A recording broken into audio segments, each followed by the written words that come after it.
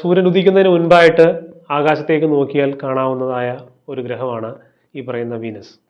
എന്നാൽ ആദ്യകാലങ്ങളിൽ ഇതൊരു ഗ്രഹമാണോ എന്നുള്ള കാര്യമൊന്നും ആർക്കും അറിയില്ലായിരുന്നു. പഴയ ആൾക്കാരായത് കാരണം തന്നെ പ്രകാശമുള്ള എന്തിനേയും ആകാശത്തേക്ക് നോക്കുമ്പോൾ കാണുന്നത് എന്തിനേയും അവർ വിളിച്ചിരുന്ന പേരാണ് സ്റ്റാർ എന്ന് പറയുന്നത്, അല്ലെങ്കിൽ നക്ഷത്രങ്ങൾ എന്ന് പറയുന്നത്. അതുകൊണ്ട് തന്നെ ഇതിനെയും പറയുന്നത് ശുക്ര നക്ഷത്രം എന്നുള്ള നിലയിലാണ്, അല്ലെങ്കിൽ വീനസ് സ്റ്റാർ എന്നുള്ള നിലയിലാണ് പറയുന്നത്. എന്നാൽ ഈ സ്റ്റാർ ഭൂമിയുടെ ഇരട്ട എന്നറിയപ്പെടുന്നത്, അല്ലെങ്കിൽ ഭൂമിയുടെ സഹോദരി എന്നൊക്കെ അറിയപ്പെടുന്നതായ ഒരു ഗ്രഹമാണ്. പക്ഷേ ഇത് അത്ര നിസാരക്കാരനായ ഒരു ഗ്രഹമല്ല.